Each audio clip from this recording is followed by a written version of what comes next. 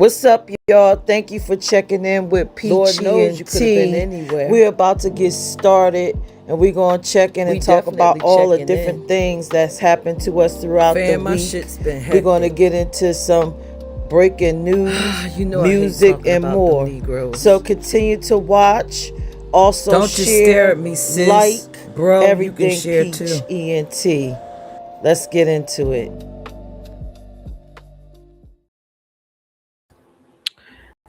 Happy Saturday. As usual, I check in uh on this Saturday every, what is it, 12 noon, but I am running a little bit late. I've been having a whole lot of meetings going on, so excuse me if I don't sound like I'm just so upbeat because I am extremely tired. I've been meeting with people since 9 a.m., trying to pull together all my business ventures, trying to reorganize the check-in brand. I just been having so much ish going on this morning. This week in general has just been a hot damn mess. But as usual, like I said, I'm committed. Excuse me, I am committed to popping up at 12 noon to chat with you guys, regardless as to what's going on. So even if it's 12 p.m. ish, I am here. So before I get started on my mission or moral or my personal statement for the day, whatever you want to call it, um, which is check your perception, because perception is a big deal. You know, it's how we view the world, it's how we're judging people, it's how people are judging us. And sometimes our perception can be a little bit off. But before I begin, I want to play a clip that I found very interesting. As you know, I am a Cancer, and we navigate the world a little bit different than other signs, and sometimes we are misjudged a lot as crybabies. Everything is dismissed as we are being a certain way because we're emotional, or dismissed as we are crybabies, or dismissed as we are a number of other things instead of it being just what it is. We actually um am tapped in, or are tapped in with ourselves. And this is the experience we are having with you, and we would like to address you.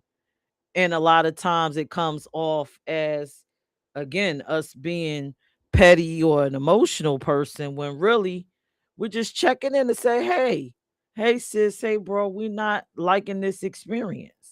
And we don't mind you doing that with us, but it seems to be an issue when we check in with you. But let me play this clip that I thought was super dope about myself and other Cancers. That's self-explanatory for anyone that's within our life, or navigating and circling around, peering in to become a part of our life. But you know, this is a great video. Let me play it, and then I'm gonna get into, like I said, my moral of the day, checking your perception. Um, yeah, let's get it, y'all. Let's get it. Is that they have some of the highest commitment level, right? Even though they change their mind a lot, understand there's some deep shit with Cancers. Understand this. Like, no one ever explained Cancers like this. So, even though that Cancers do change their mind, right? A lot, depending on their mood, or the season they in, or temptation, or the moment. Like, moments happen. Cancers look at life through moments, through lens, like individual pictures that lead to a role, a capsule, right? A timeline. But what y'all don't realize is that even though they change their mind, right? They never change their heart.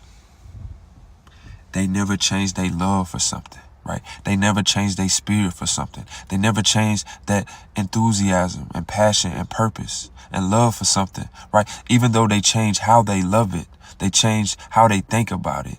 They change what they think about it, but they never change that complete love that was built in the first place. So if a cancer does not love you no more, if a cancer does not fuck with you no more, you did that. Because all they know is loyalty. All they know is strength. All they know is purpose. All they know is longevity, right? Cancers hate betrayal. Cancers can't deal with fake people, right? Cancers can't deal with unethical, unmoral, ludicrous ass people. No offense to Ludacris. I love Ludacris. It's the red light district. Hey, hey. But regardless of that, cancers love Ludacris too, by the way. Like, cancers love hip hop music. They'll go from boom, boom, boom, boom to you are my sunshine, my only sunshine. You make me happy. But it's the thing. Let me get back to the point, bro. When you play with a cancer, cancers are petty though.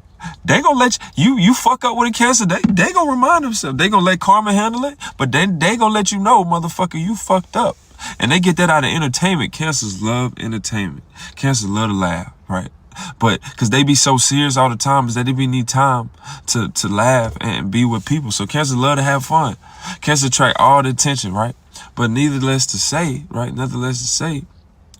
they heart never gonna change when they truly love you, bruh. And that's, to me, the best thing about a cancer, is because when you get involved with them, you know you straight, you know you good, you know you great, you care for, you taken care of. But there's a time that cancers have given that love out so much, they've learned that no one else deserves this type of love. I can't be giving this love out. I got to give this love to me now, right? And anybody how I love y'all, I'ma love me, because I can't quit on myself, because cancer been through shit, but cancer gonna keep going, man.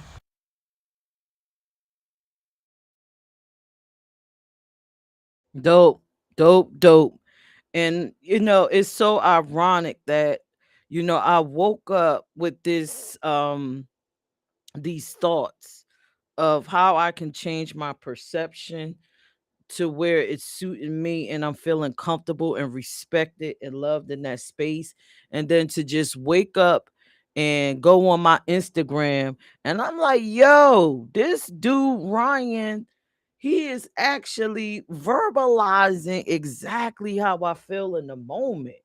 It's like, yo, I love the world. I love being, you know, the loving person. I love spreading love. I love love. But guess what?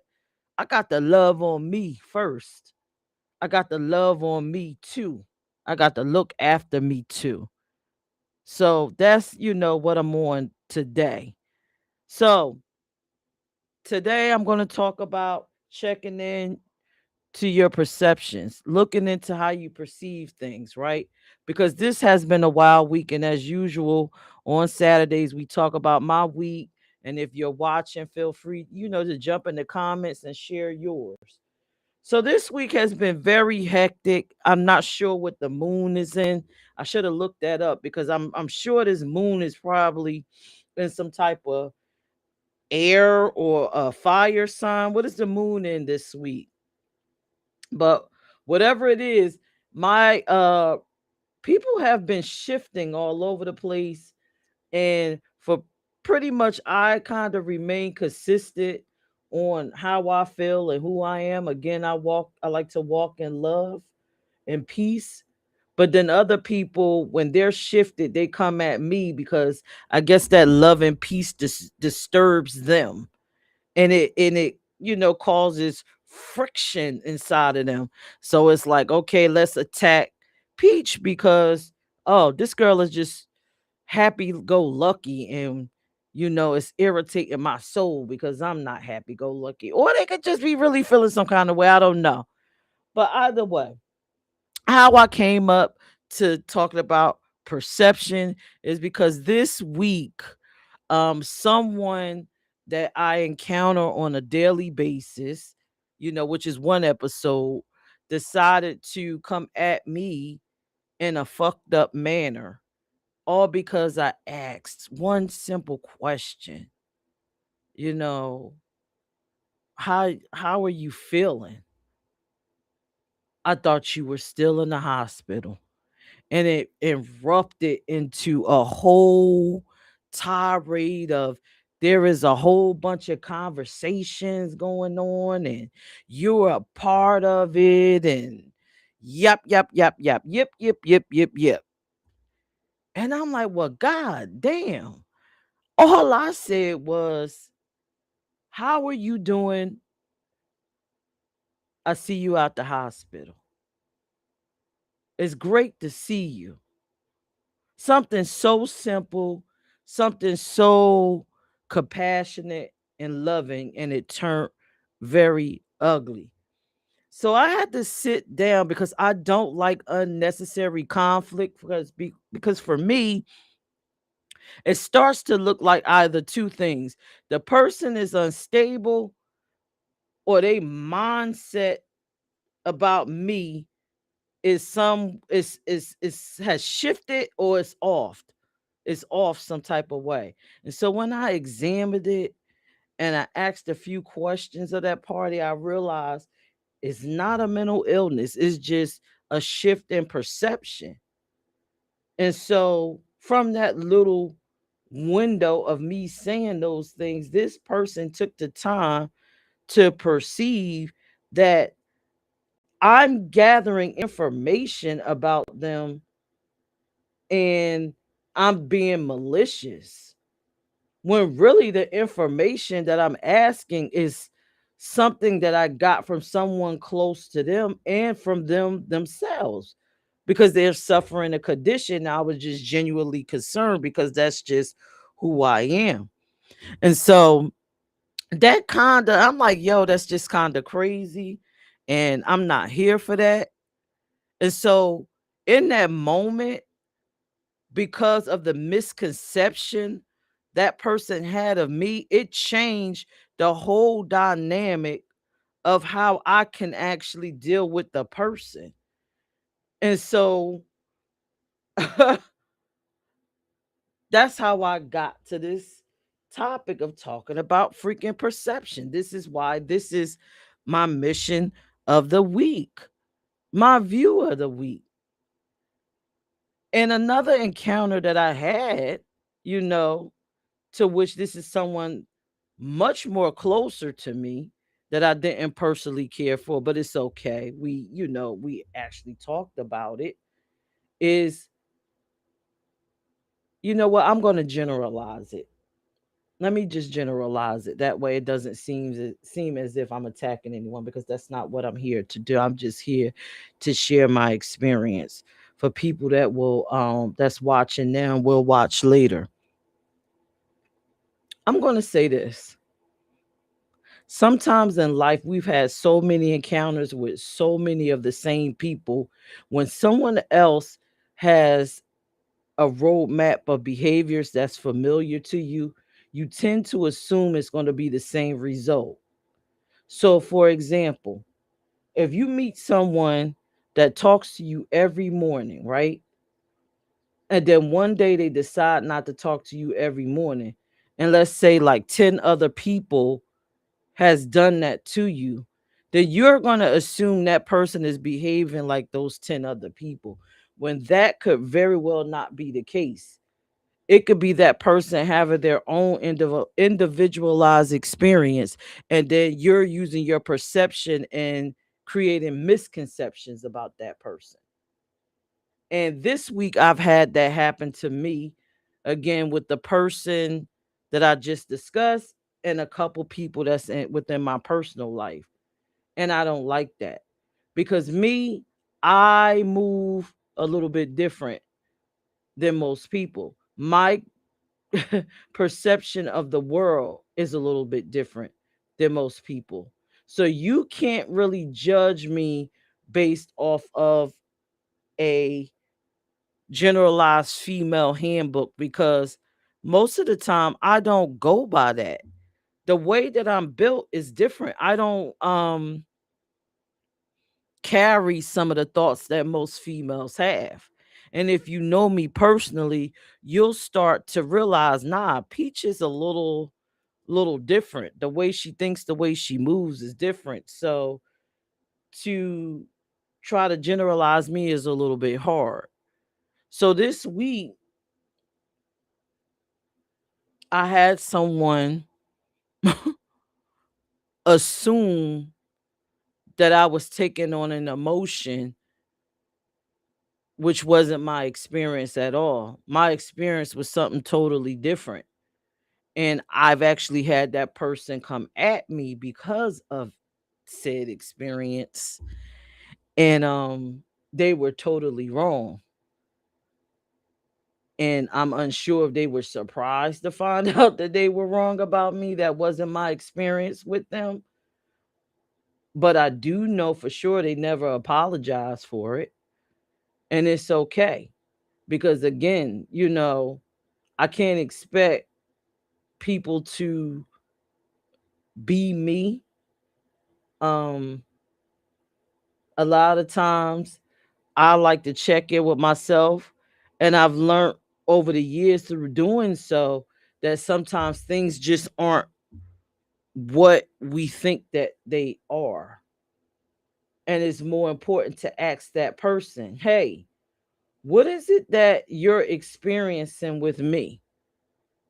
So that to allow space for that person to actually explain. I have been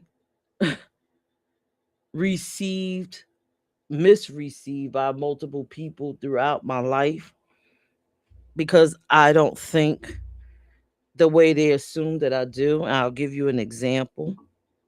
Um, I was dating someone and they were asked to make plans. They were asked to attend a party that was a couple's party. And the person decided that they were going to RSVP me and them. And it turned into a whole big to do thing. And the person thought that my reasoning behind me getting upset for RSVPing both of us for this event was because I didn't like the person. And some people that found out about the situation thought it was because I was jealous of the person whose event that it was, which neither one was my experience. I mean, I could understand why they gathered that, based off of their own personal encounters with other people, but that wasn't my personal experience. My personal experience for me was, very simple. You disrespected me. Why? Well, because if you had taken the time to get to know me, then you would understand that I don't like people making decisions for me. I don't like people deciding how I'm going to personally move and what I'm going to do. I have always been like that. So imagine all the ruckus and the disagreements that stem from that situation, all because the person that decided to RSVP me uh didn't want to take the time to figure out what was the real reason. And so I have been estranged from a core set of people, a group of people due to that situation. And these people don't particularly care for me. And it had absolutely nothing to do with them. It's just the way that they perceive me. And I find that to be very unfair, but at halfway 100, that doesn't even matter at this point because we get at some point we get too old to be trying to mend too many things or heal friendships. You kind of just moved on because you got your core set of friends and then you're just good. But imagine had that not happened, we don't know what could have came from those friendships, what opportunities we could have fostered, um the things that we could have achieved because we were all like-minded business people, but no one understood my position or tried to understand my position. So we got to be kind of mindful, very mindful when we're, addressing people and when we're approaching people and assuming. Stop assuming people's experience with you. Ask, ask, ask, ask. And again, we all are human. We all make mistakes. And every now and then I have to check in with myself to say, no, this may not be that person experience with me. And I too have to sit down and remember that that's not fair. That's unfair judgment just because of, past experiences or past trauma. So, perception. Stop thinking that the experiences people are having with you are what you're equal up to your past experiences, is basically what I'm trying to say. Do I have another example of that? Because I have done that in the past myself. Um, oh, I was actually talking to someone, and they will always be available at night to speak to me, right? They will always be available at night. When I would try to reach out to them during the day, they could never answer the phone. Now, my past experience says, oh, they're not available during the day because what would you think? Most women would probably think, oh, they can't talk to me during the day because they're with their family or they with their children. Or they could talk to me at night because everybody's asleep or they got a night job where they're away. But come to find out, I was misjudging that person. That person worked at night and slept during the day. So, had I not, opened up the floor for conversation to find out what was going on, I wouldn't have known. What if I would have addressed that person in an argumentative way? Like, yo, listen. I would look like a fool. Because again, the experience I'm having is not the same one that they are having with me, and it's ridiculous. And again, halfway 100, you got to be able to have these conversations. Another experience that I had. Let me try to think of something else.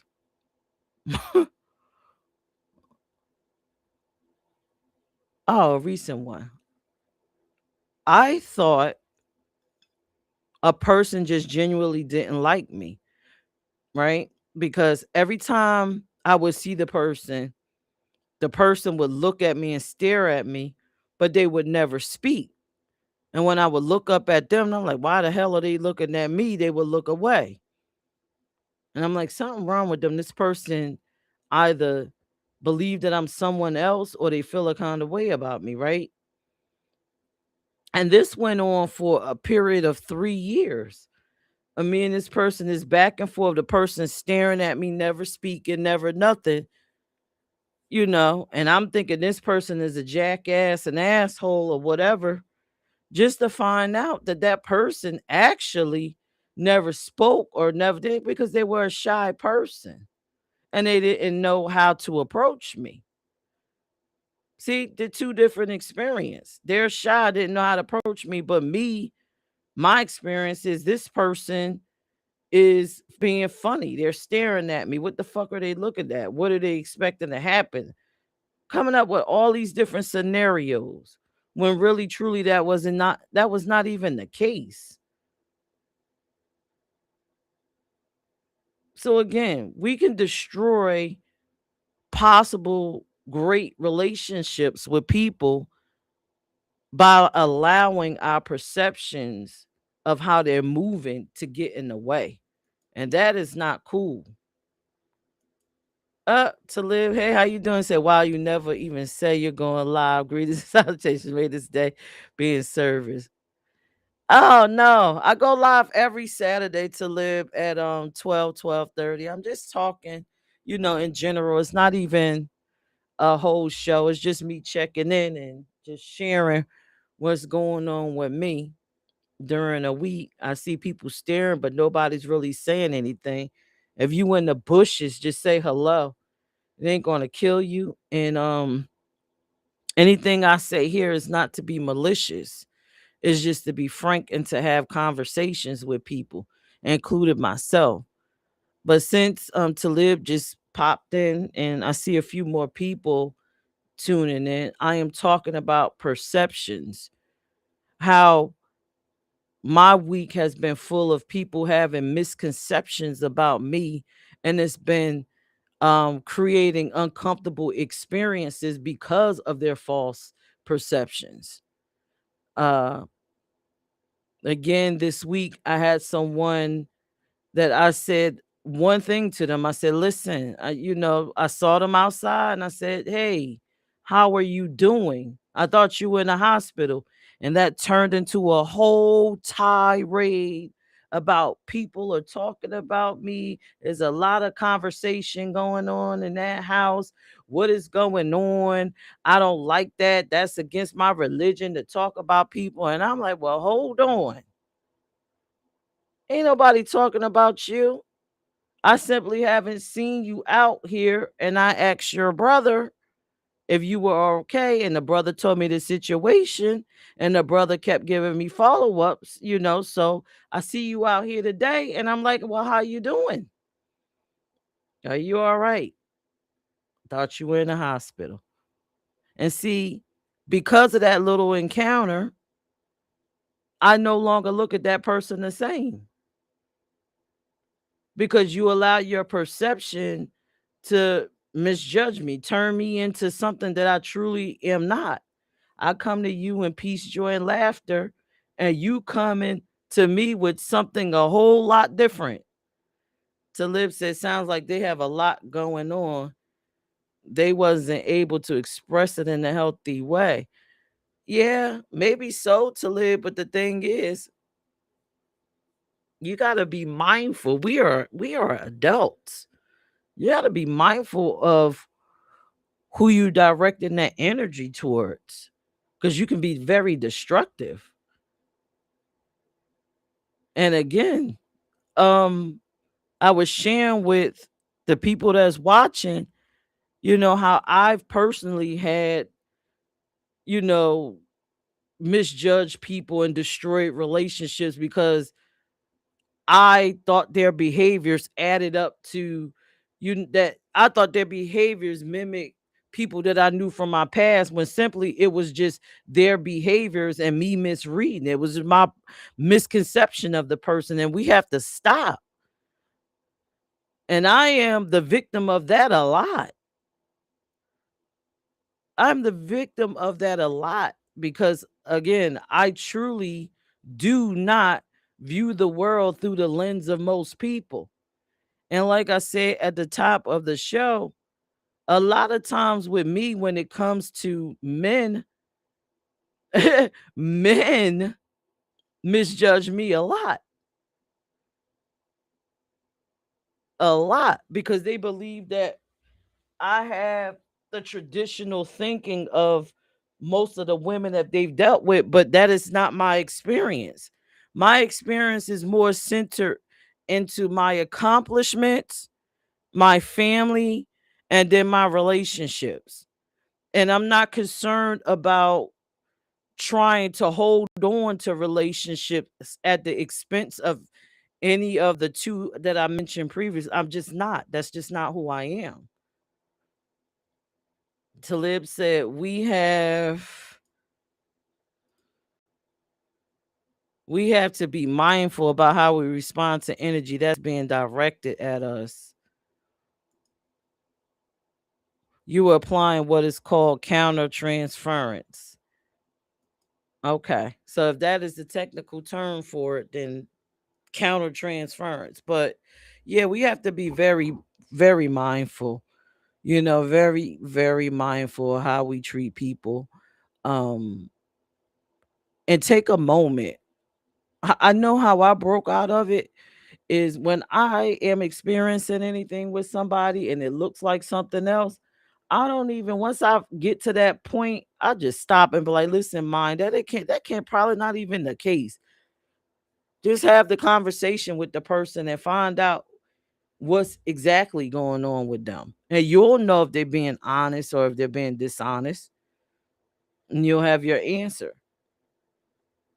and leave it at that. But to just fly off the handle because you believe a person is having an experience with you that they're not, then it's just truly crazy. I explained earlier again, I was seeing somebody and they were working. I could only speak to them during the night, but I could never reach them during the day. Now, again, most people will believe, oh, God, he has a family. He has this, they're doing that. But in the end, when I had the conversation, I figured out that they were working they worked during the freaking night and they slept during the day. And during the day, of course, they're not sleeping the entire day, but they had to handle whatever it is in preparation for them to work and live. And I'm not supplying any of those services for that person.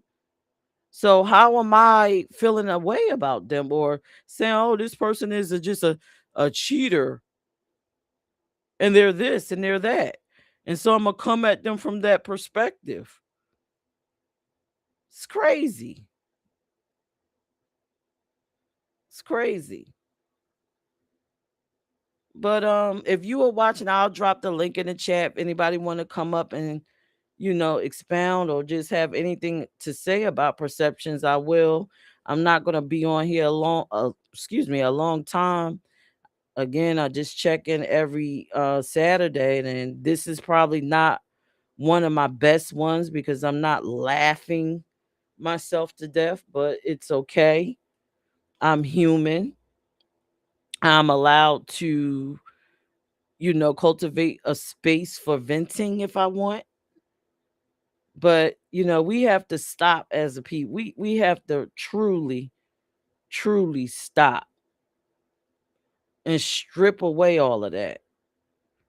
So I'm gonna put the link in the chat.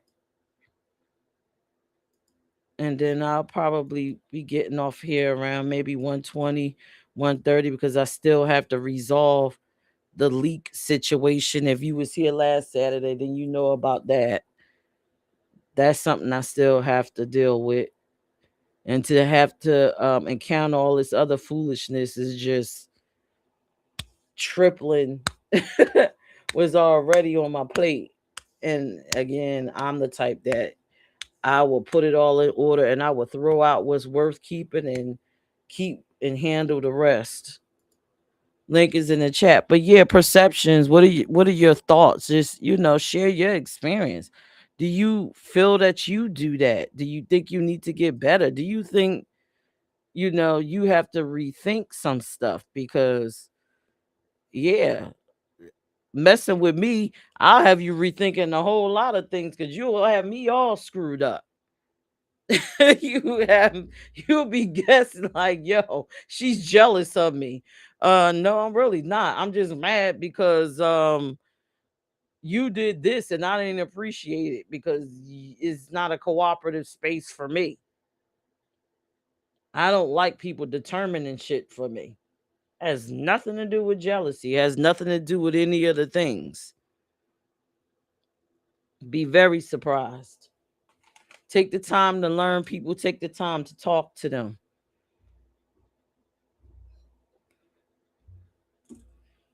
Now the link is in the chat. While I have everyone here as usual, I have the check-in blog inside of my mobile app. If you want to share your experience, check in, let me know what's going on in your life.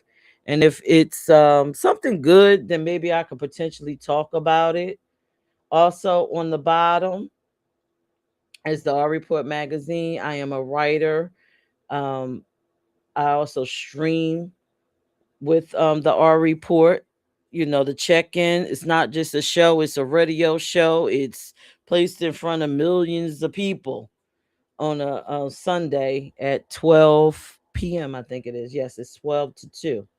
And people get the opportunity to listen to the check-in. So if you call in, I want you to know that you're on the radio. So smile, sound happy, sound joyous, bring your best foot forward because you have millions of people listening to you. And as usual, below me, you see it says, how was your week? I just shared my week. My week was a little bit confrontational. Everybody just in confrontation. Yet I don't know what the moon was this week, but everybody has been going in. I'm like, yo, what is going on? Why is everybody just going the hell in? Jeez. Is it something that I'm missing out on? Is it did I miss the Kool-Aid train that's making everybody snap? What is it? What the hell is it? And also on the side of me is the QR code for my mobile app. So if you just put your phone up, scan it, pop onto the mobile app, read some of the articles. I am a little bit behind. This has been a very busy week for me. Um, Week after Easter, I have a grandchild. I don't know about everybody else, but that's when my grand boo come and visit me, and I gotta do my little grandmom thing, play and talk. And my family, one thing I love about us, the same way I get on here and I build with you guys and we talk about our experiences and how to best handle things, my family and I always have builds. And it's amazing. On Easter, we actually had an Easter build and we talked about uh why we truly aren't celebrating and things that we could do different moving forward for my granddaughter. And we also talked about having a relationship with the ancestors and stuff like that. We talked about everyone's ability because in my family, each of us has a different ability, spiritually. So we talked about that. We talked about what we seen. We talked about astral projection. We talked about so much stuff on Easter. It was awesome. I had a really, really amazing time. And then I got off and I actually streamed the check-in with Maybach. So that was, cool. So it's been a pretty, in between the crazy, the misconceptions. Um, I did have some bright light, love, and happiness going on. Uh So, why everyone is here, if you're listening now, you're listening later, the check-in will be restructured. It will be some changes. The changes will be announced sometime this week. I will personally get on this screen and let you guys know what the changes are, what it's going to look like going forward in the future, and other ways that you can actually tap in with me and talk. Okay. Hey, Talib, you coming up? Hey, Talib, Hello, how are you doing on this Saturday? I am magnanimous. As usual. Yeah, I was listening. I didn't know you had a show today. I would have jumped in. Well, I did jump in. See, I would like that. When you had a show, I gotta jump in and at least you leave a thumbs up and a comment, right? Got to get in Right. there and show the support. Right. You don't unless you don't want the support. No, I love support.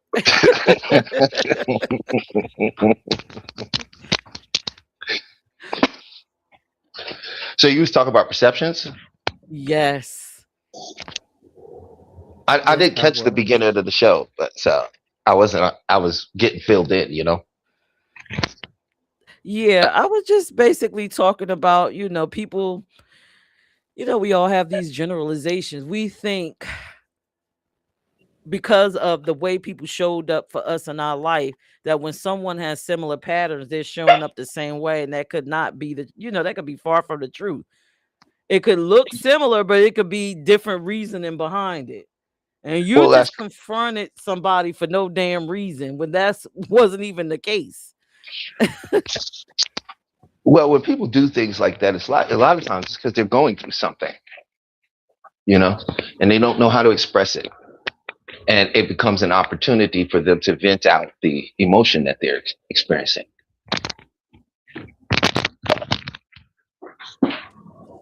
Um, Mm, you know? So sometimes when people overreact on me, I sort of step back and slow down and and I just get quiet for a second and give them an opportunity to sometimes to see what they're doing. 'Cause sometimes people just react to the emotion before defining it, Mm, I or agree. they react to the definition of the word they given the emotion, right? I'm angry. In Ireland, they don't say I'm angry, right? They say things like I have feelings of anger. Never knew that. hmm There's an association, disassociation that happens when you say I am something. Because you're not like angry. You're not angry. You are not anger itself, right? Right. You're having feelings of anger.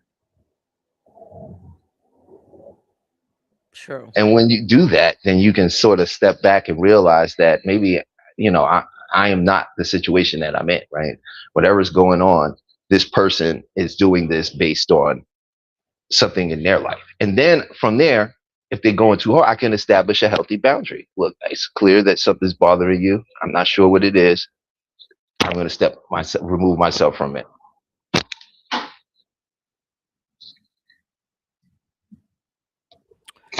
Mm, yeah. Stop trying to think outside of the box and start realizing there is no box. Mm. Said And stop thinking outside the box because there is no box. ah, and I know some people out there that's like a tongue twister in their brain right now. It's like, what? Oh, yeah, a box is a shape, and we give things shape because what is shape? It's meaning.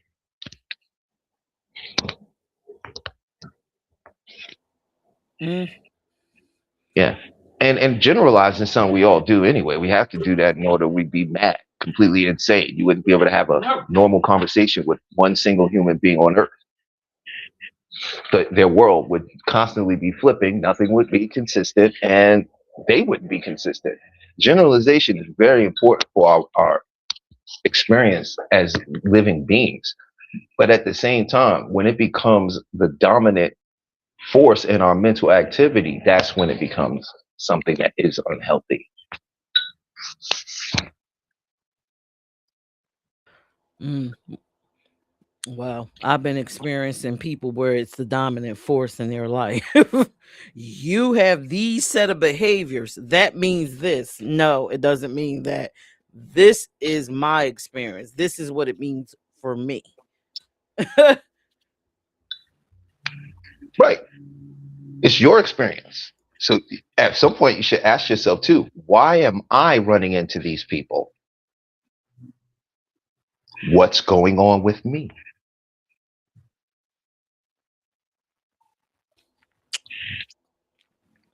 Saving the world, being kind. Well, if you feel like you have to save the world, then you also feel like people are broken. You can't save something that doesn't need to be saved.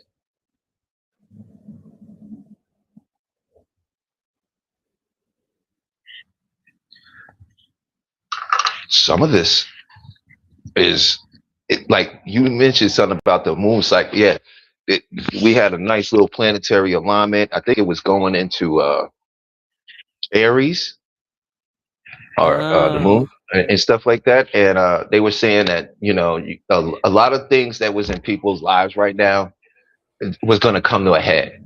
That old things would be cleared out, right? And making room for new things. It's supposed to be a special moon cycle coming into Aries, and when it goes into this section of the cycle, uh, more positive outcomes are supposed to start happening for people. But this part was like letting all that negative vent out. mm. So A lot of people could just be going through, we are heavily connected to the moon. It has an effect on our emotions, on our feelings, on our thoughts. Mm, It has because it has an effect. It has a visible effect on the planet, right? true. The moon, right? Where do the ocean's tides come from? From the moon. The moon cycles affects the water. Well, I need everybody to get their moon cycles together and leave me alone. Well, are they coming to find you, Miss Peach, Listen, or I'm are just you running into them? I'm just encountering these people. I'm like, all I'm saying is how you doing, and boom, I'm like, oh shoot, what in the Or world? yeah, I had some of that this week too. No, I did. I had some of that this week. I was in a class this week, and one of the professors was, I don't know, just being real strange, Oh my god. I had answered one of the questions, and the rest of the class thought it was an excellent answer I gave. And they gave a very profound statement to me. Instead of telling me I was wrong, right? That's what a teacher would do, right? That's a wrong answer, right? The teacher said, I don't agree with that. Like I was a colleague. Oh, negotiate. Like, I don't agree with that. What? I don't agree. What do you mean? Wait. You're the teacher. It's either is or it isn't. Thank you. Oh, obviously I was right. You just didn't like it. You know what I mean? Somebody was like, "Why don't you just answer the fucking question?" And the teacher's like, "Who said that? Who said that?" I'm like, "Oh my god, bro, this has gone back to high school. What is happening here?" It sounds like a maybe types to me in my mind. I don't agree with that. Well, then it's sort of right, and I don't know. I When people say didn't that to even. me, Well, people saying it to you and a teacher in a class saying it is two different things. we You sort know what of I mean? think. I could see if I was in a philosophy class, but I wasn't. I was in a psych class. You know what I mean? Mm, So obviously, I know what I'm talking about. So they could say that, but the point is that that was a really strange. And you know what? That was the first encounter since I started this particular course that I've even had such an experience. It was bizarre to me, mm. But I laughed it off at the end because I'm like, wow, but yeah. So it's not just you. There's, like I said, there's some energy out there that was really on fuego this week. People was very mentally exhausted and overwhelmed. You could tell by their behaviors and how they would just sort of lash out at other people about it. Yeah. Yeah. So you're not alone. It's not just you. It's the moon. Let's blame it on the moon. It's something because these experiences I'm like, what? And even people I have relationships with have been misjudging me. And I'm like, what? That don't even sound like me. That's just not even how my brain thinks. Are you paying attention to me as a person? How did you come to that conclusion? That sounds personal. And I'm like, that's your perception. It's just perceptions. I'm like, this is just crazy because I don't whatever, I judge people based off of them. I don't generalize things when it comes to people. Like I could never like I'm talking to you. If you say something to me, I could pretty much judge, okay, yeah, to live This is to live, but You're I'm not gonna go through generalizing that. now, though. You're saying people. We all generalize. There's three things we do to maintain our perception of reality. Okay, we distort, we delete, and we generalize. That's anybody can go look that up. That's a fact. That's what we do. And sometimes we have a tendency to we all generalize. Like when you say people, you can't say people like all people do that. You haven't encountered all people, That's true. right? You haven't even encountered all cultures that exist.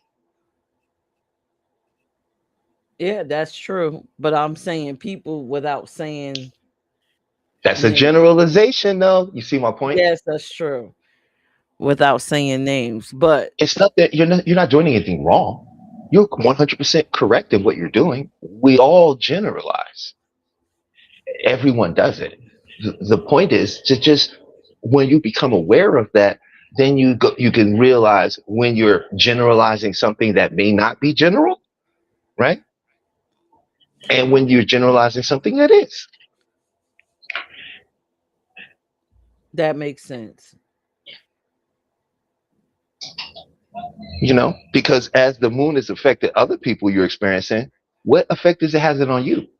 Maybe the effect that's having on you is that you're running into these people, causing you to become, feel and vent from within because of that. Look at what those people had you looking at. They had you looking at other things in your life as well, right? So maybe the moon cycle is doing something for all of us right now we need, which is clearing out our minds, letting go of things that is no longer of service to us, realizing that maybe there's some things in ourselves we need to change so that we can receive that next level thing we're looking for.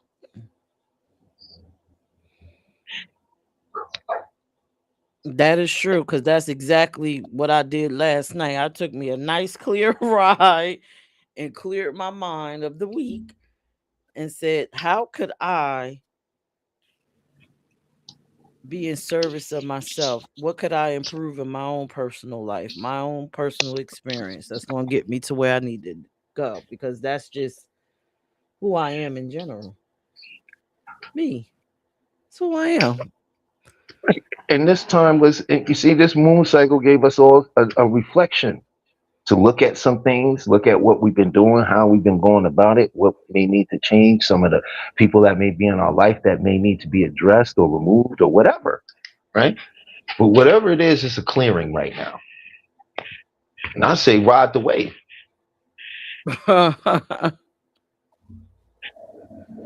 So why have you on here? I want to share with people without, sharing exactly how our wonderful conversation and how I walked away feeling great, and how people should actually reach out to you if they want to walk away feeling how I felt last week. You helped me to understand some things. You even pinpointed, who I was as a person.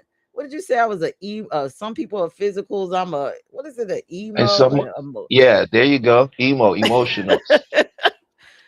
People who think from within. You got people that experience the world with their body, and then you got people that experience the world from within their thoughts and their feelings and their internal world. And that's what the confusion in relationships is coming in. When and my goal is to get out here and teach people a new way of looking at relationships, so maybe it will help get out of this thinking that it's all men, it's all women. Oh, women they do this, women do that. It's not women. You want to start thinking like physicals do this, emotionals do this, do that. This is when you start looking at and then understanding that this is not a problem. But when you understand how each person thinks and how they process the world, then you can interact with them better. Right.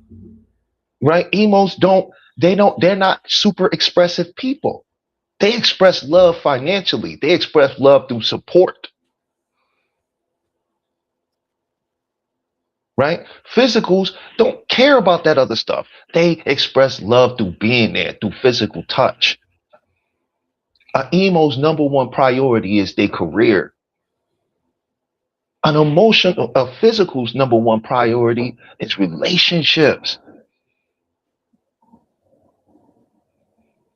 When you begin to understand that, then you could see why, oh, the guy you may be with, oh, he doesn't do this. He's always hugging on me.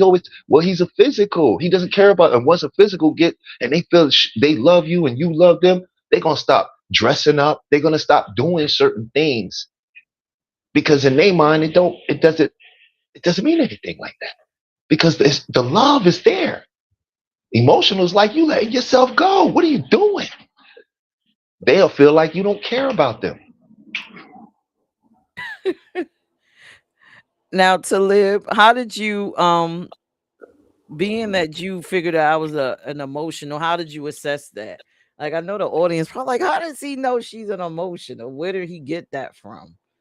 Well, for anyone out there, if you reach out to me, I will get right back to you. I can send you personally a suggestibility test that will let you know what your suggestibility is. And now, when I say suggestibility, I mean how you take information in, how you learn. That's your suggestibility, how you learn. And we learn in one of two ways. We learn either inferentially, and I'm sure all of us some people may have experienced this when they was a child. Where your parent would tell you to do something. Maybe you'd be like, oh, I just need a few minutes, whatever. And they'll be like, it better be done by the time I get back. Or, right? That is an inferential parent. What does the child learn? They learn that what you say isn't always what you mean. That there may be wiggle room. That what you say, you may actually mean something else. So they will always what? Read into what you're saying. Now, a physical person is a literal person. Now, meaning when they grew up, their parents said, do your homework. And guess what they did? They had to do their homework. So how do they take information in? Very literally. And how does this show up in the world? I'll give you an example. A physical person, you tell them, let's say they're at work, you say, oh, hey, Steve, that's a really nice shirt. Physical person goes, thanks, appreciate it, right? Oh, he likes my shirt. Now, inferential, emo at work. Hey, Steve, I like your shirt. Why did he say that? I mean, this ain't even the first time I wore this shirt. What did he mean by that? Like, he never even compliment me. What's going on? Is he about to fire me or something? What is happening? What's wrong? Is something wrong here? Because he never does this. That has to mean more than just you like my shirt. You see what I'm saying? And I'm sure the audience can relate. They either knew it themselves or they know people that do that. And when you start understanding that that's how people really get down in their head, then guess what you can do? You can start predicting how they're going to say things, how they're going to behave, how they're going to react. And you can start moving more accordingly. Relationships go bad because people don't understand each other, one. Two, they're constantly, if you come from a dysfunctional family, you may not realize it, but every relationship is a replica of your home life that you're trying to fix. Because your subconscious is trying to work that out. So every relationship you go into will have some key element from that dysfunctional home you're trying to overcome.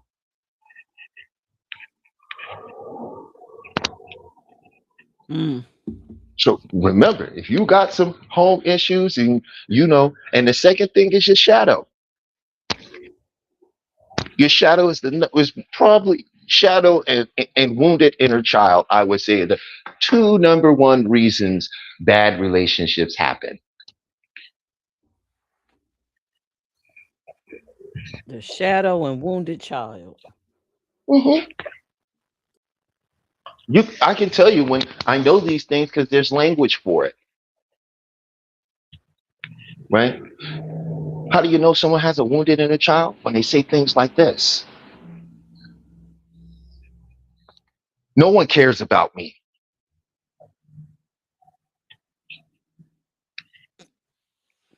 I've had to do everything on my own, and I'm okay with that. I don't need anybody. I can do it by myself. I don't need anyone.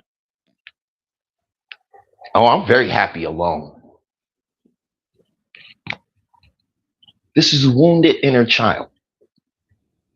And I could go on. I can go on for like 20 minutes on things people say that just expose that they have a wounded inner child.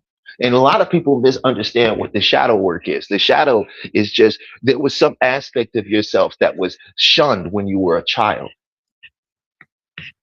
and you locked it away. And it developed a negative self-talk about you. You're not good enough. Oh, you're a freak. You're this, you're that. No one's ever going to love you. So you develop another part of yourself that steps in front of that and says, shut up. Just shut the hell up. And that part of Damn. yourself, yeah. And that part of yourself now becomes that part of the ego that does what? That stands in front and goes, I have to be better than everyone. No one can see my flaws. Everything that is happening is their fault. It's not mine.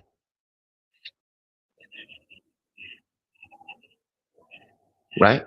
And so we go out and do what? We get in relationships to what? To shut that voice up. But it never works. Never works. It never works. So we end up in these relationships. The voice gets to us, and we get out of the relationship. We either go, you're not man, and you never was great, and you're a piece of crap, or you go, it's me, and I can't be in this. I don't want to be here anymore. It's not you, it's me. You know, you understand what I'm saying? Well, where's This the is all negotiation in that? That just sounds. I'm streamlining, but you get the generalization of it. Yeah, I do. It's funny But to hear it that way though, because every time we hear it in another way, like it's justifiable, like it's this reasonable argument, but it isn't.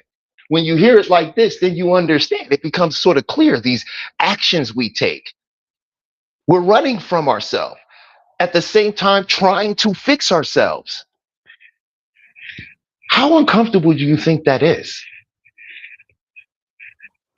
I think it sounds self-sabotaging. There you go. And what do most people say who've been in a lot of bad relationships when they leave the relationship? I knew it was going to end like this. Oh, I knew it wasn't going to be long. This I knew wasn't this. going to work. I knew it wasn't going to work. How did you see what I'm saying? Is that not self-sabotage? Does that not tell you at some point in the relationship, they started taking actions to assure that the relationship would end? Even if they weren't aware of it? Wow, absolutely. Right. And then we go watch these videos, and then people tell us, they give you these talking points, and they go, yeah, it's women because women don't respect men. All of them want to go out here and be better than men. And now men are better than women. This is women. It's like, whoa, guy, slow down. Do you understand that no humans would be here without both humans? Like, we are literally genociding ourselves because of this faulty thinking.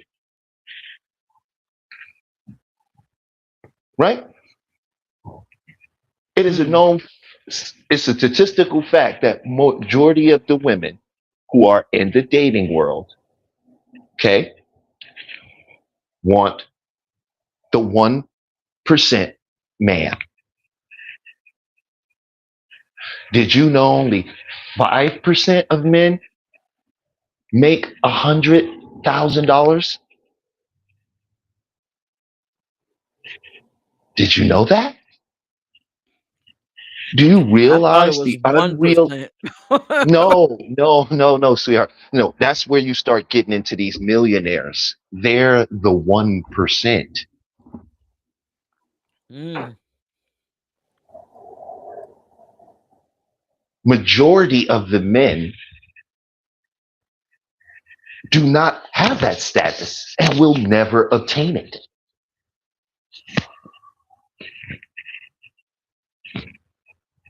It's an unrealistic expectation, right? So all the women are looking for these 1% of men for what? To date? No, what's the ultimate goal of dating? To procreate.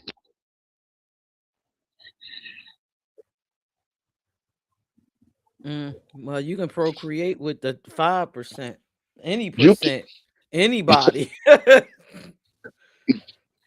right, but that's not what they've been taught. Remember, no one's working on their mental health.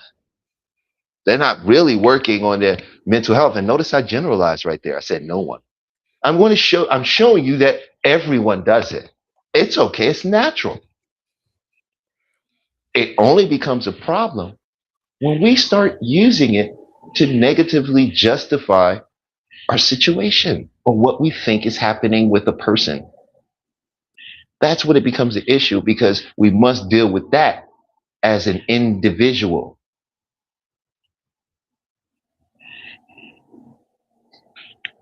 Right. And then we can know what's actually going on in the moment. But everything else we're doing, we're what? We're projecting to our future or we're reconstructing our past.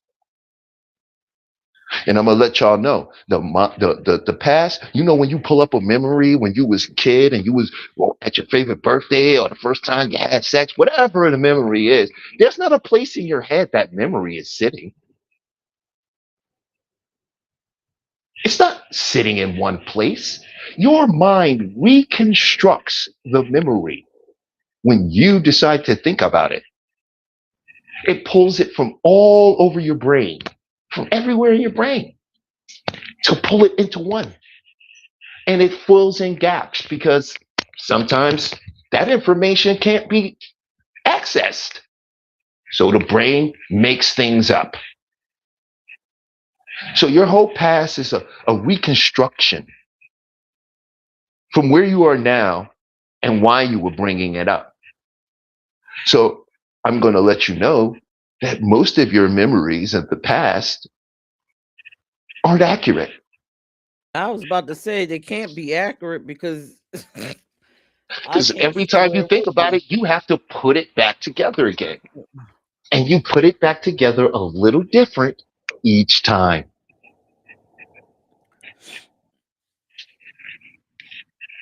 Yeah.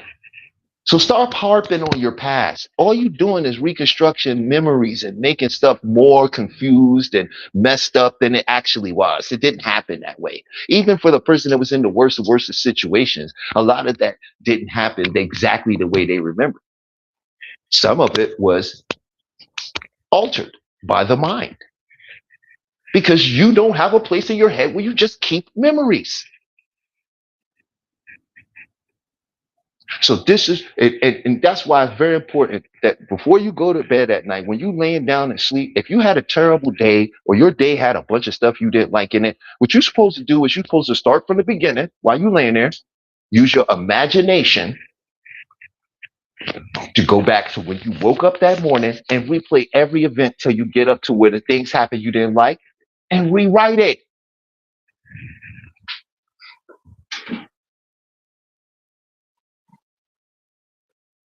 Rewrite it. Watch what happens. Watch how many things start changing for you because your mind don't know the difference. You thinking that there is no past. It's not a place you could actually go back to. And the future is not some place you're going to get to.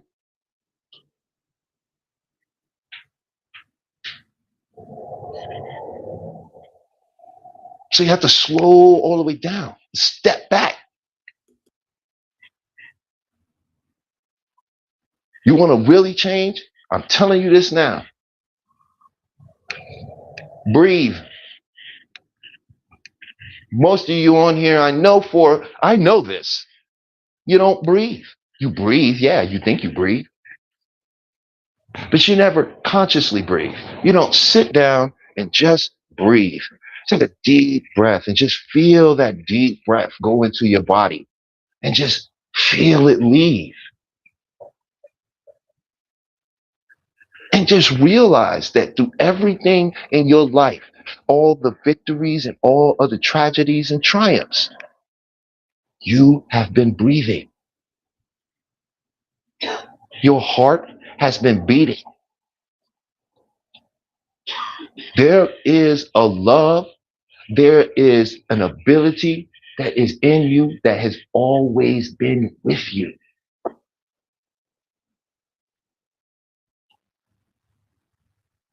You'll be you will be surprised. When you love your body, it will love you back. Your body is trying to do one thing and one thing only: maintain homeostasis. And that means, and let me give you it to the simplest way possible, to stay the same, whatever you set the bar at. So if you set the bar, you miserable, but you comfortable in that miserable, it's familiar to you, that's your homeostasis. That's right. And you don't do something to get that mind and say the body and the mind to go, we're not there anymore. I feel great. And this is the new homeostasis. And let it regulate that. Then you just gonna keep running in circles, trying diets that don't work, taking a bunch of health stuff that do nothing. I see so many fat vegetarians, it's unbelievable.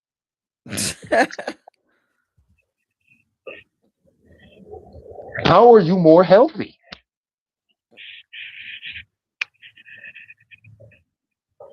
You're not.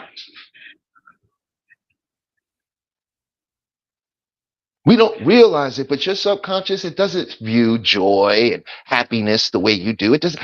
Familiar, is it what you think it is consciously to the unconscious mind? That's not how that works. Familiar to the unconscious mind is a good thing. That's good. If you had a positive reaction or did something, if you got into an argument or a fight and you ran in your room and you sat there and you put some music on and that made you feel better, guess what? That's the new familiar. If you wonder why you get in a relationship and then it goes bad or anything go bad, why you like to go sit alone and listen to music?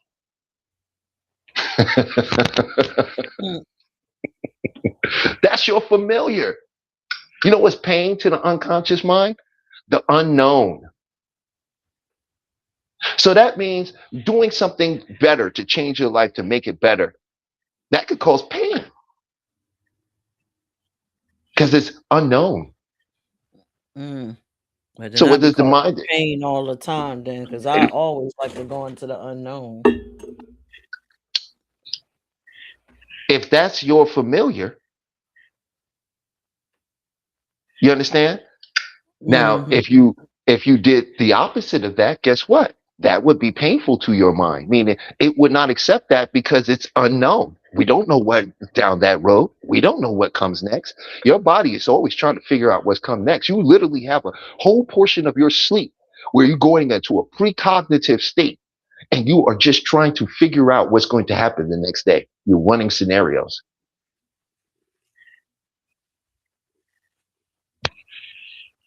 That's how your mind works. So you have to do certain things to communicate to the unconscious mind that it's safe, that this is okay. It's like work. Think about it like this: homeostasis. We'll just go straight to the body for a second. If you've ever worked out before or started working out, here's an example. Your homeostasis was, I like to eat cakes, sit on my ass, smoke me some weed, and watch movies, right? Now you Mhm. like, this is not working. I'm ready to be in shape, be healthy, right? I want to feel better. I want to get out. So now you get up and you go to the gym, you start working out. First thing that happens after a few reps, your body starts what? Hurting.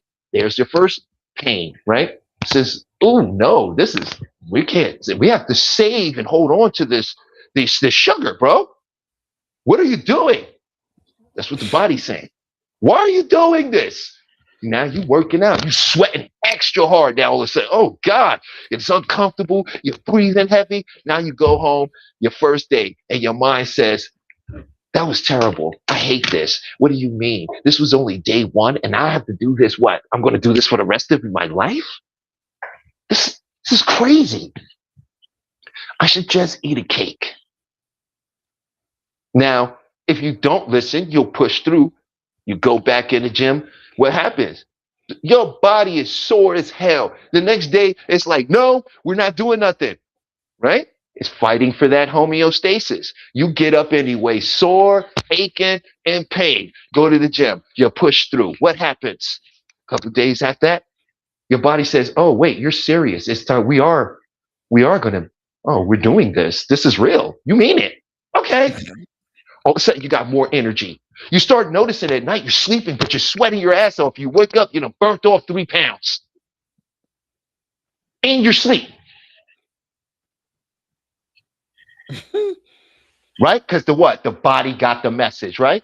And said, oh, this is our new homeostasis. Now the body goes, this is where we stay at. And your state is there. And which means if your state is there, that affects your behavior. And your behavior affects what you do.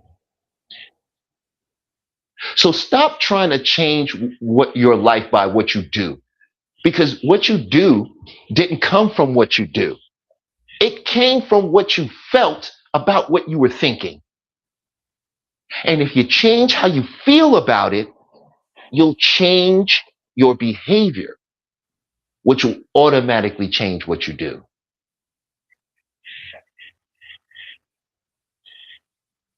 They don't make any money teaching you this stuff the way I'm showing you right now. The money is made in teaching you it in reverse, because then you have to come back. You do it this way, well, then you'll just be doing whatever you want. And it's easy. If you start using you use your imagination all the time. For all the terrible things that's happening to you right now, you imagine it all the time. All you people do about is how horrible everyone else is, how insufficient and capable, how stupid, how horrible the world is, how terrible the government is, how all these people are out to get you. And then you expect to get out here and be successful? You have programmed your mind to bring you the worst experiences through your imagination, because your subconscious thinks in symbols and signs. That's how it communicates. That's why dreams are so bizarre. Stop looking at your dreams as literal interpretations and start writing.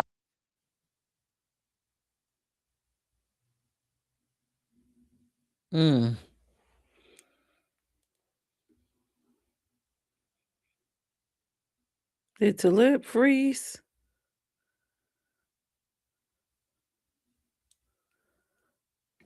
I don't know. Did I freeze? Yeah, I hear you now. I'm like, did you freeze? Yeah, I'm saying, if you want to understand your dreams better, stop looking at them literally and start understanding that your brain thinks in symbols and images and signs. Okay. So if you have a dream and say it's about a person, what you want to do is when you get up, you're going to write this dream down, but you're going to write it down like this into 2 categories. One category is going to be objects. Okay. What was there? And then the other, we're going to write like subject. Okay. So the object, let's say it was a mother, and let's say she was flying around like a cackling witch. Oh, Lord. Okay. Wearing black. This is what you're going to write on the others. Now, what you're going to also write on that side is, how did that make you feel? What was your feelings when you were in this dream and you saw that? Then you go down to the next thing. If it was a house, you get that information, you get the same thing. And then if it had a bunch of rooms, you write all this stuff down, and then you write down the feelings. And when you do this and you write it all out, you're going to see exactly what that dream was trying to tell you. Right? Because you have 3 phases to your dreams. It's time we learn about our dreams. They ain't teach us nothing. Dreams this is the important stuff. Your dream time is how you vent out all the stuff that don't serve you anymore. How do you think that stuff leaves the subconscious mind? Through dreams. That the dreams show us when we're done with something, when we need to deal with something, when we're facing something, and sometimes how to get past something. Right? So dreams are very important. Right? And there's 3 phases to your dream sleep at night. Your first phase is your wishful thinking. That's where I want to be a millionaire. I want this. Second phase, this is called the precognitive part of your sleeping. This is crucial because let's say you got some issue at work, or like I said, Steve said you had a nice shirt. So, whatever. You're running that in your mind now. What's going to happen? How can that play out? What are the different things you may be able to do, or what are they going to do? And then that last part of your dream, which is the early morning dream. And this is the one we usually wake up like, oh my God, I have a dream about such and such. This is called the venting dream. These dreams is how our subconscious moves on and let go and helps us elevate and get to that next level. It's very, very important. And in my practice, I offer dream therapy, where I get your subconscious mind to begin to release what's no longer serving you anymore through a series of vivid dreams, vivid, vibrant dreams that will infallibly stick with you. And it's very important. You wake up, you're going to remember them, you write it down, and you begin to analyze those things. Because you'll see that when you have these venting dreams, sometimes people wake up and cry, and then they feel lighter. Realizations start hitting them like one after the other. Because once the mind can let go of those certain stories it's holding on to, you're going to see that there's other things going on inside your head beyond whatever problem you think is existing right now. You just aren't allowing yourself to see past it because you're in a box that doesn't exist. You can never solve a problem with the same mind that created it. Albert Einstein.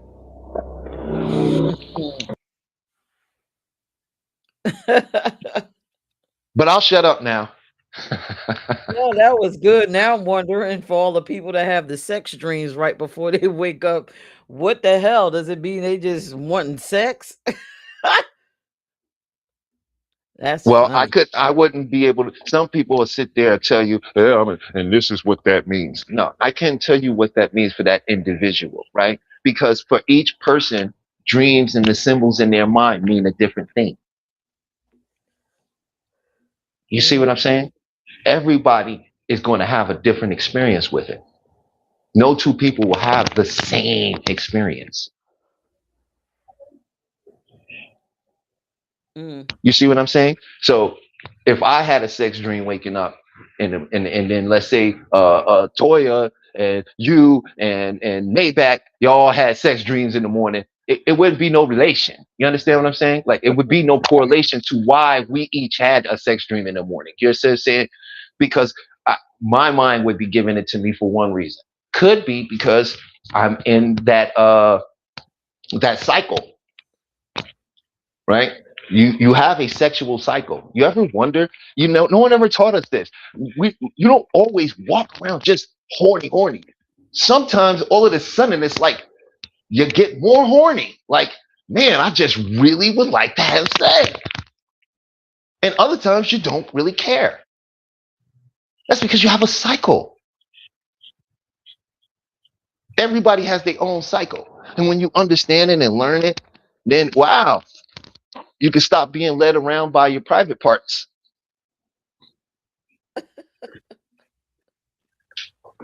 That's what happens when you're unaware of. Look, you get triggered because you're having a countertransference moment. That's why anyone gets triggered. Someone did something that reminded you of someone else, and you attached it to them. You projected it onto them.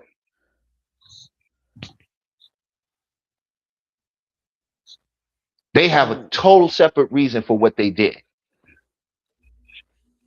and why they Right. did what they did. You see what I'm saying? That's not why they did it. You actually projected that onto them. Right. Which We happens to all me do all it. the time. Yeah, look, I do it myself, right? I have things that are triggering for me at times, but I learned this. Triggers are yours. It's not someone else's responsibility to not trigger you. It's your responsibility to not be triggered. Right. Right. I just wonder why people had these experiences with me though. Like what in the hell is going on? Well, I think your personality has a tendency to bring other people's parts of and aspects of them out of them that aren't usually expressed. Mm. Oh, so And that's for an some ego people, that thing. could be right. So some people that could be what off-putting for them. Not your problem, right? Right. You understand? Yeah, I get it. I get it. Mm, But I've also learned that culture plays a major role in everything. And as a black person, our culture can be very, very rude and very, very, without understanding it, aggressive as well as passive aggressive. I agree. And sometimes how we communicate with each other can be off-putting because we act like we're helping when we're not. You know how people will be like, I'm just being honest with you, but they just said it in a real nasty way, real hurtful way. No, I'm being honest. I'm just telling you the truth. No, they're not. They're not telling you the truth. Right? They're using it as an opportunity to humiliate and also bolster their own ego. It's a manipulative tactic, you know. So when and so understanding that, I began to understand that a lot of cultures have a lot of different ways that we may consider to be rude, right? But it's Right. just the way those people interact with each other. They don't have a problem with it. Like black people don't really have a problem with how we talk to each other. We just have a problem when we have a problem, right? Right. You understand what I mean? Like when we feel like it's about us, then now it's a problem. And otherwise, we don't care. Oh, he's just talking until it feels what? Personal. Because our language doesn't have, we use the same words for everything, right? We call each other the N word in an embracing way, but we also can mean it in a very negative way, right? Yep. It's all in tone. There you go, right? So language is beyond just the words itself, right? You need understanding and you need to understand the feeling and the tone behind things, right? That's a feeling when you say tone, which invokes an emotion. And that's why our stuff can get so heated at times because we use the same words for everything. And I personally think we need to diverse our words up a little bit and use our language a little bit more separately. Because I find in black relationships, the real issue beyond the dysfunction is how the communication goes. And it gets very insulting when two strong black people in a relationship, right, are upset with one another. The energy, the language, everything. So my goal is to give us coping tools and teach us proper control mechanisms that will give us the opportunity to step out of the situation for a moment so we can remember the godhood in ourselves and remember that it's always a choice. Everything is a choice. You being alive is a choice that you're making, right? You choose to wash yourself, you choose to make money, right? You choose to feed yourself. You can choose to not do that. Not saying that you could just on a drop of a dime choose to do it. I'm saying that the ability is inherently built into the mechanism of man. And when you realize that you're making the choice to deal with something, right? And stop saying what you have to do and start saying what you choose to do. You're going Correct. to interact with that situation a lot differently. See, when you choose to do it, you'll deal with better intention and a better outcome and a better feeling. When you have to do it, it doesn't matter how you feel, does it? Mm-mm. Doesn't matter how you feel. So what do we have? A lot of relationships where people are doing stuff because they feel like they have to do it for the relationship, right? Not because they choose to, because that would come with some joy and happiness and willingness to participate. But have to comes with half-assedness, half-heartedness, a little bit of resentment.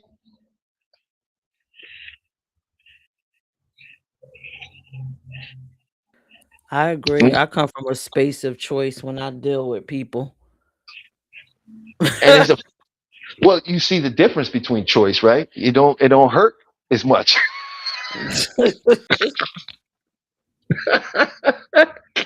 Because without that, it hurt. But you push through it, right? Because you have to do it. I see I'm drilling this have in because a lot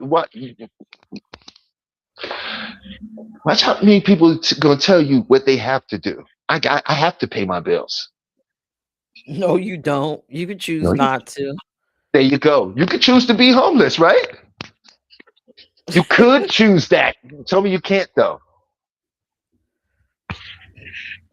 No, I don't think so. You choose. I believe everything is a choice. But not everything is presented as one, right? I agree Because with it's that about too. that depends on our what perception of the situation, how we view things, what we've been taught about life, right? Correct. Or how you grow into life and choose to view it.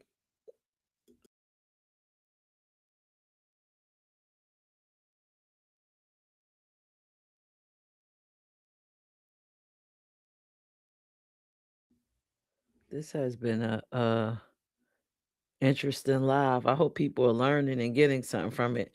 I don't hear you, Talib. Are you still there? Oh yeah, wait, I'm still here. I'm still here. I'm still here. My connection went out, but we good. And I'm gonna shut up. I feel like I've been running and rambling because this is pretty much all I do. I have invested and dedicated myself to understanding the mind and create and working within systems that actually can create some change that we can tangibly see, experience, and give them tools so you can do it yourself, right? Like I'm a hypnotherapist, and I always tell people that come to me, this is not a do to process. This is a do with process. I'm not doing anything to you. I'm doing something with you. I'm going to work with your subconscious mind while you work with the conscious mind.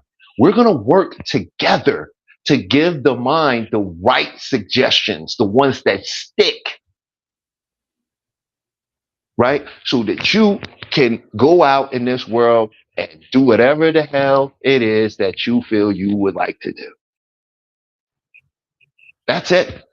We don't do none of that magical, mystical. Now, if you want to get into stuff, and another thing is when I say tools, whenever I work with people at the end, I always try to give them something to take home and tell. If sometimes I'll have one session, problem dealt. Sometimes I have to have a couple sessions.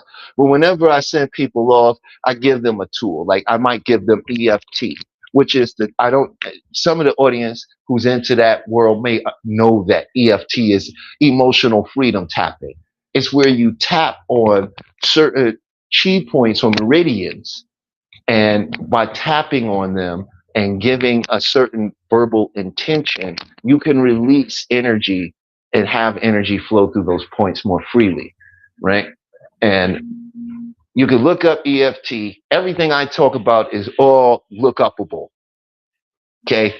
You're going to find it and you're going to find a plethora of information about it, right? But EFT is similar to what you like say, like acupuncture or acupressure, right?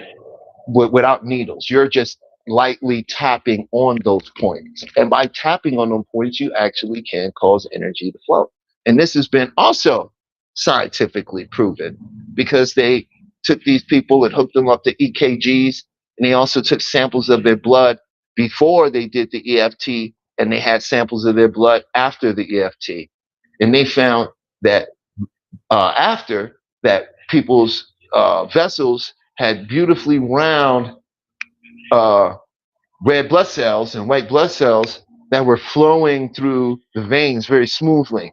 And some of these people before had clots.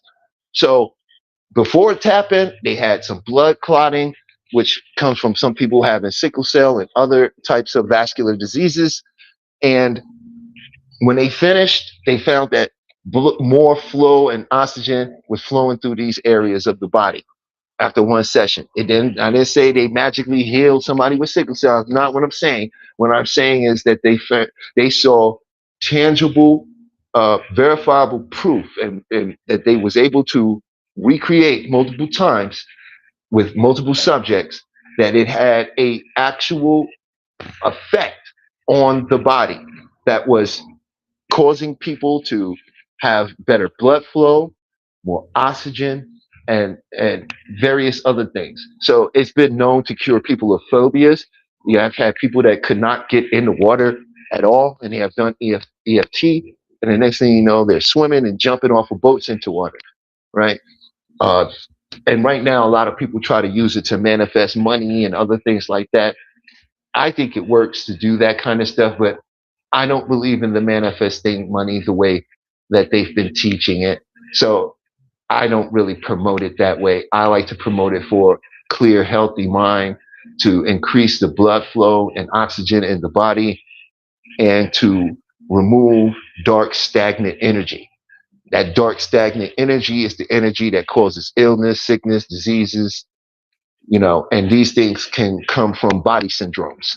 So that's just a little bit of it. You could go on to Beyond the Mind hypnotherapy.com on Google, or pop right up. I'm available. You can go on my calendar and book a date and a time. I do a discovery first, so we could just talk and see if we're a good fit for each other. I'm not here to tell anybody that I can fix everyone. I'm not here to fix anyone. One is, don't come to me if you don't believe in yourself.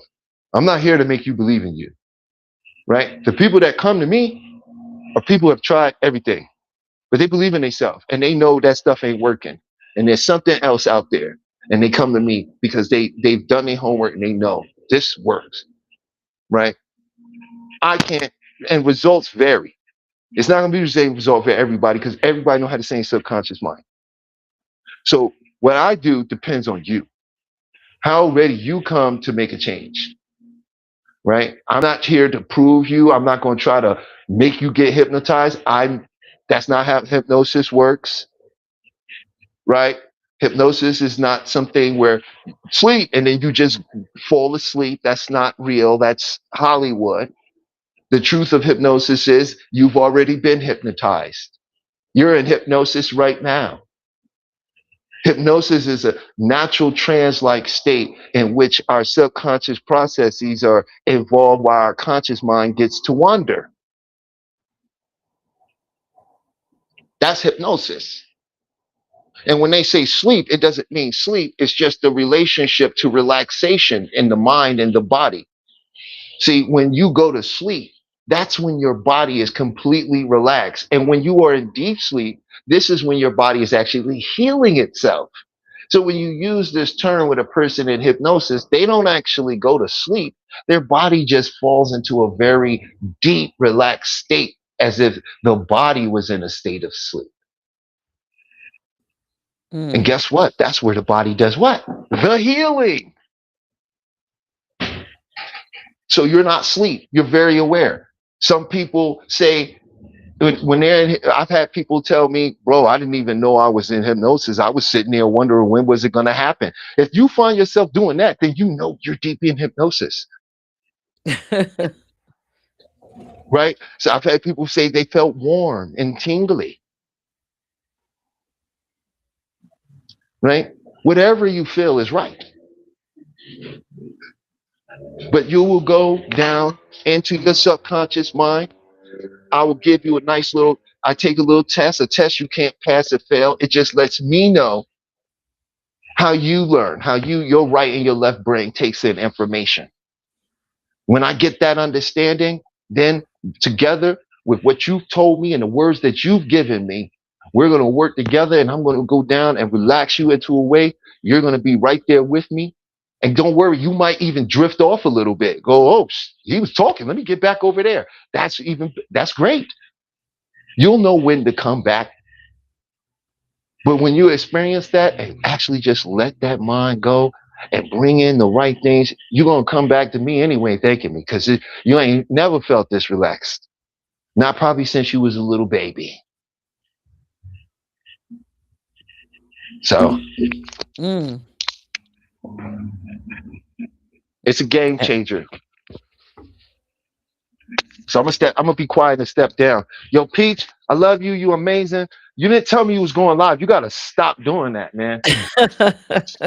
I don't know, man. I go live the same time every Saturday around 12:30. I would get at Maybach about never telling me he going live, but he know why I won't get at him for that. So, but if he watching and he hear me, I hope you hear me, bro. You don't ever let me know either, man. And then y'all see me in the thing like, what's up? That's how you got to build it up. We got to support each other. Got to get on there, leave a like, press the heart button, jump in that comment, say something, get involved. That's how we build it. That's how the algorithm will know, oh, some people are interested in it. Let me send it to more people.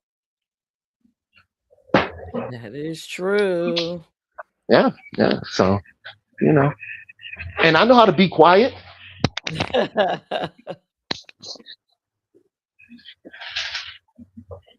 No, I didn't need you to be quiet. I needed you to do exactly what you did today. Well, I'm always glad to do what I did today. And yeah, I was going to step down and be quiet now. I think it was a great show. I'm glad I caught it. And yeah, I look forward to you guys out there reaching out. All righty. Well, Talib gave you all the twos. I just got you kicked off and told you about my freaking week. Cause like I said, I didn't understand what in the heck was going on with everyone. um, so I'm hoping if you're listening now or watching later that you can actually learn something from this stream. I know I always learn something from Talib, even in our personal conversations. So I'm very appreciative of him coming up. I'm hoping that he's going to take over the Fridays and stream his show, because that would be great. I think everybody would benefit from that also. But yeah, this is me checking in on a Saturday. Again, check in with me next Saturday between 12 and 12:30. You know, I'm always running behind. I will go live again to give you updates on the check-in. The check-in show will not run this Sunday. It will not run this Sunday. Again, we are revamping some things. I had a lot of meetings this morning with my team, with the radio, with In the Mix Radio and the actual magazine itself, which is the R Report magazine, available at Books A Million stores. I think it's in Barnes and Nobles, couple places. Just check out the THE. You should see it at the bottom, the rreport.mag, or is it? No, it's the rreportmag.com. You can actually go and get one. You'll see my article in the next one. Whatever I decide to write. And again, everything that I do write and place in there, it stems from these live stream shows, your thoughts, your suggestions, what we discuss. And it's just all about everyone just checking in. I mean, I am not a psychiatrist. I'm none of the things. I'm not a hypnotherapist. I'm none of the things. I'm just a regular person that understands that um we carry a lot around. Some of us carry around a lot of trauma and baggage that we're just not releasing, and we may just need to. Or sometimes we have these behaviors that we just let run rampant and we don't rein it in and get it under control. That's being very destructive in our lives, or severing connections that could have been beautiful ones just because we didn't want to check in. So that is the premise of it. Also, stay tuned. I'm so excited as we've been doing these check-ins. I have been receiving a few requests for people to come on and be guests and share their stories and share the modalities that they use to check in with themselves that have actually created businesses. So it's just so much and so many things going on with the check-in. I just have to reorganize, and I'm hoping that I don't have to rebrand too much or whatever, but I hope you find value in everything that I do. Everything for me is about helping people. I am a walking ball of life and love. With that being said, you enjoy your Saturday. If you're having a moment, check in with yourself. If you don't know what to do, kind of rewind some of these episodes. Maybe Talib has the answer. Maybe someone in our audience had the answer for you. But ideally, just check in. Y'all have a great day. Bye.